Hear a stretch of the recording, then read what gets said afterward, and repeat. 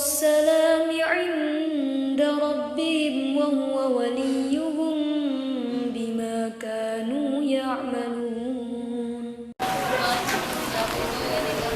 30 berapa? 30. Bismillahirrahmanirrahim. Warobek ya. Sampai di mana itu? Apa pas warobek? Warobi utawi kang nomor papat. Warobi utawi kang nomor papat. Iku ayan duro. Iku ayan duro yang to ningali sapa muta'alim. Ini perlu sekali etika mencari ilmu, dan ini sudah pernah disinggung oleh teman sampean di dalam sebuah kitab Air Mata Pesantren apa? Sudah saya baca itu, alhamdulillah bagus itu. Jadi memang itu penting, walaupun banyak anak pesantren itu yang rata-rata mengabaikan ya. Padahal itu sangat penting sekali. Memang berat, maunya ya seenak udelnya sendiri. Ayat duro yang to ningali sapa muta'alim ilaihi maring asyekh bi ainil ijlali kelawan pandangan memuliakan wa tadhimil lan ngagungake. Seorang santri memandang gurunya walaupun masih muda itu tetap harus dimuliakan.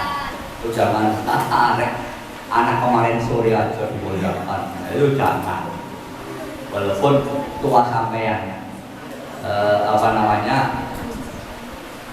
ini lucu di dalam di Jombang itu ada seorang ulama itu berguru kepada santrinya, santrinya berguru kepada gurunya, gurunya berguru kepada santrinya. Ini lucu, tidak pernah terjadi di mana-mana ini, kecuali di Jombang. Ada seorang guru berguru kepada gurunya, ada seorang santri tetap berguru kepada kiainya ini berguru kepada santrinya. Siapakah itu? Kiai Hasyim dengan Jawa, Kiai Romli. Jadi dalam masalah keilmuan itu Kiai Romli itu berguru kepada Kiai Hasyim. Masalah thariqah, Kiai Hasyim berguru kepada Kiai Romli. Gitu kan? Padahal itu terus akhirnya di mana itu? Di Mekah maupun sebelumnya di Mekah itu di mana itu? Di Bangkalan gitu. Itu kan satu teman. Itu bahkan itu punya cerita yang lucu itu. Pernah dengar itu ceritanya Hasyim dengan Kiai Romli ketika disuruh untuk memenuhi kamar mandi ya kolam untuk wudhu itu loh.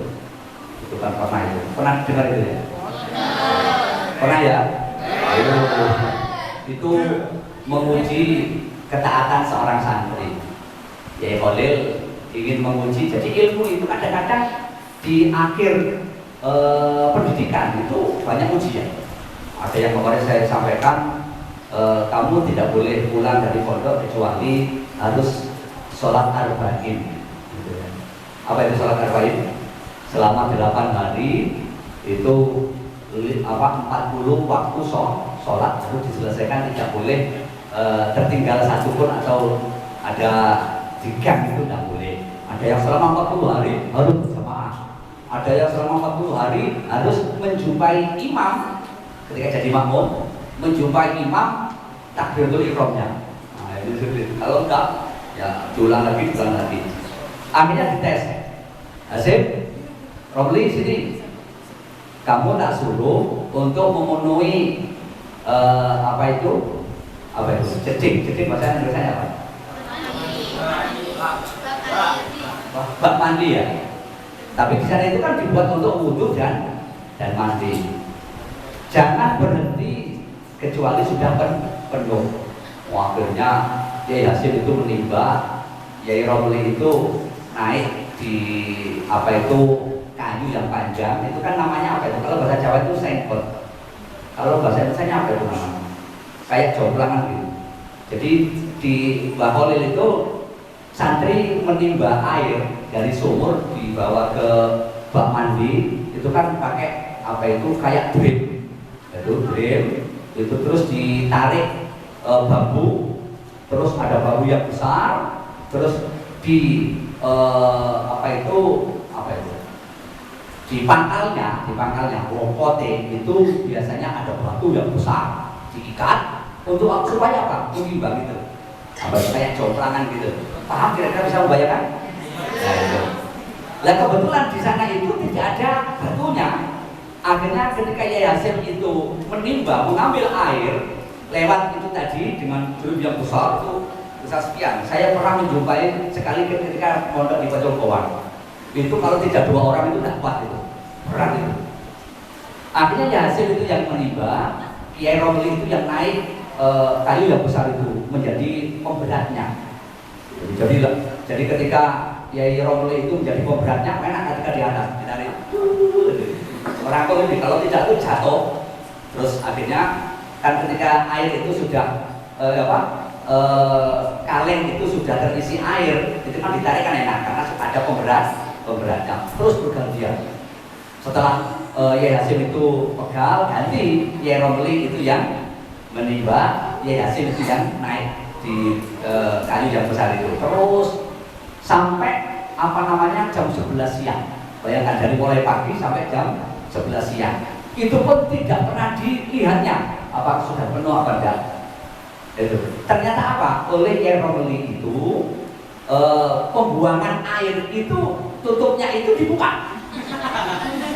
Jadi masih itu 1 hari, 2 hari, 1 bulan enggak akan penuh. Itu pun enggak pernah dilihat. Kalau sampai sekarang kok sudah 2 jam, 1 jam kok nggak penuh-penuh? Mungkin ada yang bocor mungkin. Itu santri itu kan disuruh apa? Penuhilah bak mandi ini, jangan berhenti kecuali kalau sudah penuh. Terus akhirnya Yai Romli, Yai Khalil itu datang, sudah cukup. Kamu memang santri yang sami'na wa ata'na. Jadi akhirnya lulus, kamu memang orang yang hebat, kamu akan mempunyai santri yang banyak dan pondok kamu itu akan berumur panjang. Dan termasuk Kebirem Rejoso itu sudah lebih dari 100 tahun. Karena pondok itu kalau sudah umur 100 tahun lebih, insya Allah tidak akan buyar. Apalagi di mana itu? Di Pasuruan itu ada itu pondok Sido Kiri, itu malah lebih lama. Apalagi di Batu Langitan sedikit, Langitan sana ke atas. Ini karena mengagungkan kiai.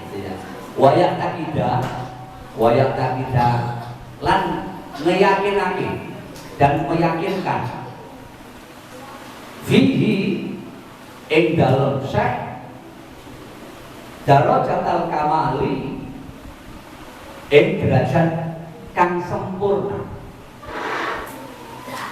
Seorang santri harus melihat dan meyakini kiai itu adalah orang yang mulia, orang yang harus diagungkan. Insyaallah kita akan memperoleh ilmu yang manfaat. Makanya kemanfaatan suatu ilmu itu bukan karena kecerdasan sampean, tidak, karena ketawaduan sampean. Makanya unik memang pondok kalau dibandingkan dengan formal. Formal kalau sampean tidak cerdas ya sulit, manfaat ilmunya sulit. Tapi kalau di pondok tidak butuh kecerdasan, tapi apa? Ketawaduan, kepatuhan. Makanya ada istilah itu sami'na wa asoina. Itu kan orang kafir itu. Sami'na ya Rasulullah, sami'na wa asoina. Itu kan gablaisasi itu namanya. Saya itu mendengarkan tapi tidak taat. Itu diketak itu. Tahu diketak, jadi diketak. Fa inna dzalika mongko sak temene mengkono yang duro iku akrabu lebih dekat, iku akrabu lebih dekat ila nafihi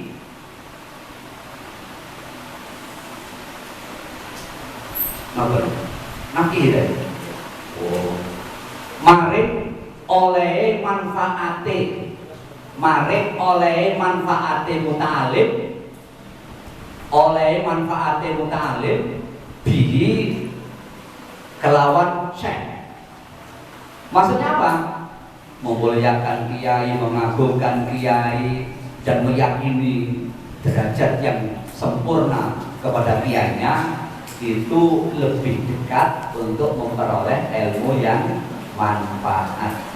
Makanya saya minta sabarlah, mungkin 2 tahun, 3 tahun, mungkin 4 tahun di pondok untuk patuh apapun yang diperintahkan oleh seorang guru asalkan tidak untuk bermak. Ya, qala Abu Yusuf sami itu apa itu? Kelihatan. Sami itu krungu ingsun apa itu? Apa? Oh, as-salafa. As-salafa ing ulama salaf. Ya kuluna padha dawuh sapa salaf, man layak takid, man utawi sapane wong iku layak takid, ora ngeyakinake sapa man, tidak meyakini sapa man, jalalata ustadihi, jalalata ustadihi ing mulyane gurune man, mulyane gurune man, la yuflihu mongko ora bejo sapa man, maka tidak akan beruntung. Ini kata mutiara yang disampaikan oleh ulama salaf. Jadi tidak akan beruntung orang yang tidak punya atau tidak meyakini kemuliaan daripada gurunya. Tidak peduli gurunya itu tidak punya apa itu namanya, nasab ke atas itu orang mulia. Kadang-kadang maaf ya, ini mama saya itu Gus apa Gus? Gus. Gus itu apa? Gus itu anaknya kiai. Akhirnya kebetulan ketika ditanya kiainya, gurunya itu bukan anaknya kiai. Akhirnya membandingkan, sebenarnya saya dengan guru kiai kita itu masih mulia saya. Kenapa? Bapak saya kiai, mbak saya kiai, buyut saya kiai. Sedangkan dia orang biasa, petani biasa. Kalau ada orang seperti itu, katakan, loh, justru malah leluhur saya Nabi Adam. Jadi tidak perlu. Apalagi seorang santri tidak boleh menunjukkan siapa saya. Berarti dia tidak tahu siapa dirinya. Kan ada, siapa saya? Nah, kamu itu siapa? Kan ada itu kadang-kadang. Makanya dulu pernah saya di pondok Faizul Kiwam, Tarbiyatun Nasihin pondoknya namanya. Itu pengasuhnya Kiai Haji Aziz Mansur. Itu pernah saya itu pas ngaji dipanggil oleh teman saya. Kang, kalau di sana itu Kang Salim, ayo sowan nanggone anak putune Sunan Kalijogo. Anak putune, ayo hormat apa itu kepada anak cucunya Sunan Kalijogo. Padahal pada waktu itu waktunya ngaji, mau ngaji. Saya bilang gini, saya itu ngaji kok. Karena saya punya keyakinan di pondok yang mulia adalah hanya kiai. Tidak ada kemuliaan di dalam kemuliaan. Saya bilang gitu. Jadi di pondok itu yang mulia hanya kiai, titik. Dan keluarganya. Jadi kalau ada santri yang ini dan itu dikesampingkan. Makanya saya punya teman namanya Kiai Wahyu. Kiai Wahyu itu muridnya Kiai Basori Alwi dari mana? Singosari, ahli tajwid.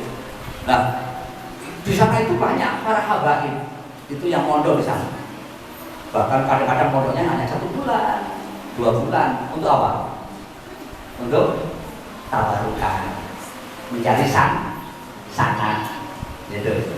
Nah, di sana itu para habaib itu dianggap sama. Itu. Dan oleh kiai, habaib dianggap sama dengan santri-santri yang lain. Jadi biar Allah sendiri yang menunjukkan siapa kita, jangan kita yang menunjukkan siapa kita, gitu ya.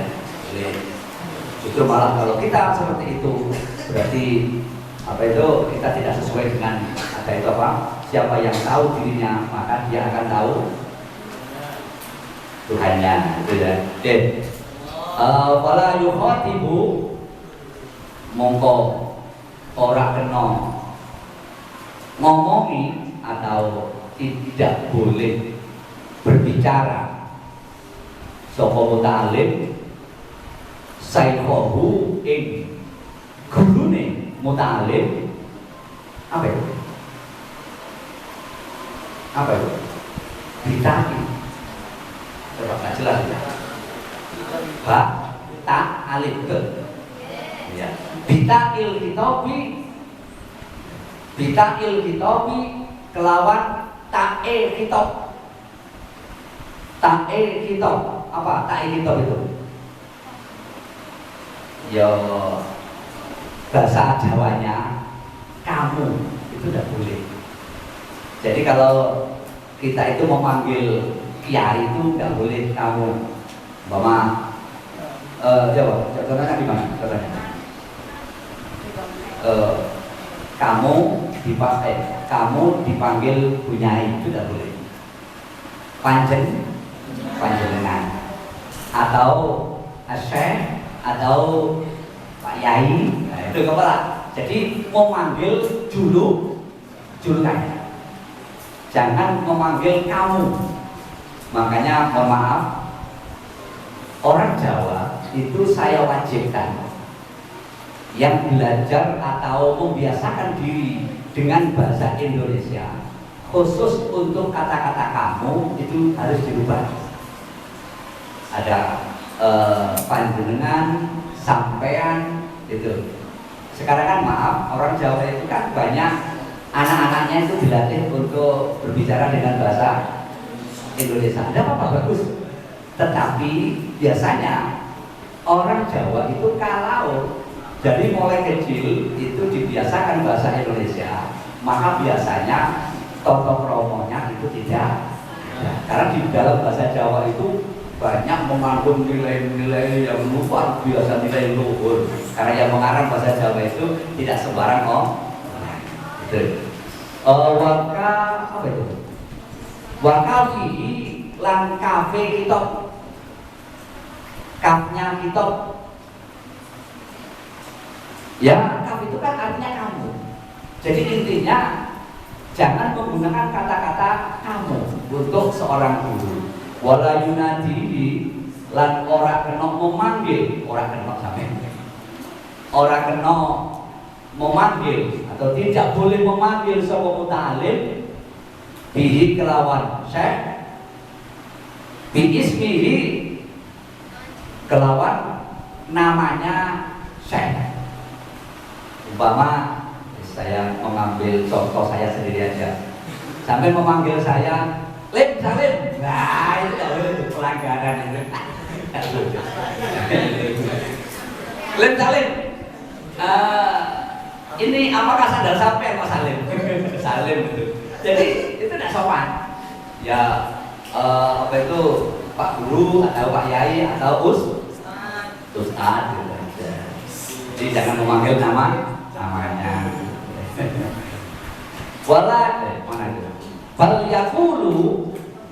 Bal yakulu bahkan memanggil sapa muta'alim ya sayyidi. Apa artinya ya sayyidi? Wahai tuanku, wahai tuanku. Au ya ustadi, atau wahai guruku. Nah itu aja ya. Jadi ya ustadi ya Itu enak itu lagunya. Jadi jangan memanggil namanya. Jadi Asyik atau Pak Guru atau mungkin apa itu Ustadz atau Kiai. Tapi menurut saya, menurut beberapa kiai itu sebenarnya Indonesia itu punya ciri khas tersendiri ketika memanggil seorang guru. Dan itu ada di apa itu apa ya, dilestarikan atau dibiasakan. Apa? Kalau tidak Gus ya Kiai, katanya begitu. Walaupun masih muda, kalau masih muda Gus, kalau sudah tua Kiai. Itu ciri khas Islam Nusantara. Makanya Islamnya Indonesia itu beda dengan Islamnya Arab. Bukan berarti syariatnya itu beda. Oh salah paham. Kalau ada orang itu aneh-aneh Said Akil Sirot itu, wow itu kiai dijangkar namanya. Itu Said Akil Sirot itu ngawur kok mendirikan Islam Nusantara itu apa itu? Itu melanggar hak asasi keislaman. Orang seperti itu koncret aja lah mulutnya itu. Tahu di koncret? Diikat supaya jadi bebek gitu ya. Monyong gitu. Orang ngalim dijangkar. Wala yadkuruhu lan ora kena nyebut ing syekh aidon juga fi ghaibatihi ing dalem tingkah orang onone syekh ketika tidak adanya syekh atau tidak dihadap banyak. Ghaibah itu kan begitu ya, tidak ada. Tidak di depannya. Biismihi kelawan asmone syekh. Di TV, di tempat-tempat yang kayak di DPR atau di berita atau di wartawan itu sering kali memanggil nama kiai itu namanya. Itu enggak etika. Said Akil Sirot. Terus apa lagi? Ma'ruf Amin. Astagfirullahaladzim. Saya juga begitu. Itu jangan, walaupun beliau itu apa namanya wakil presiden, Kiai Ma'ruf Amin, itu Kiai Salim. Itu jangan dijakar atau jangan dengan bahasa yang tidak sopan. Ila angin makrunan halih dibarengi bima kelawan perkara yusiru memberi rasa bitakdimihi mengagungkan syekh kakaulihi seperti ucapan muta'alim qala muta'alim opo as-saihu syekh al-ustadu lan ustad kada ing menggunung qala wa qala sapa sayyiduna guru kita salah wa qala apa namanya muta'alim sayyiduna rupane guru kita atau guru kita au nabi dalika utawa umpamanya mengkuno ola saifuna. Nah, jadi diusahakan kalau umpama memanggil nama seorang kiai, kalau bisa dibarengi dengan kemuliaan atau tambahan yang lain. Contoh umpama Kiai Ma'ruf Amin, jangan memanggil Ma'ruf Amin. Mama, Bapak Ustaz sampean itu Wahid. Jangan Wahid juga jangan. Ustaz Wahid. Kalau bisa ya Ustaz atau Kiai saja. Tapi menurut saya itu kalau memang kiainya satu, ya sudah kita memanggil Ustaz atau Kiai saja. Menurut Ustaz, menurut Kiai, tidak usah kita menyebutkan namanya.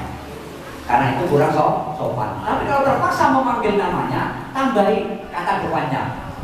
Syekh, pokoknya gak Al-Ghilani gitu. Syekh Salim Al-Ghilani gitu. Apa artinya Ghilani? Menjijikkan dia. Tidak gila, bahasa Arab itu artinya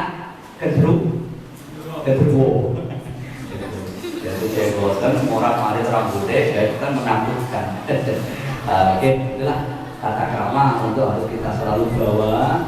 Insya Allah siapa yang memuliakan orang lain maka kita pasti akan dimuliakan. Bahasa Jawanya nek kepingin diuwongno uwong kudu bilemu uwongno. Kalau ingin dimuliakan orang lain maka orang lain muliakan kita. Bismillahirrahmanirrahim.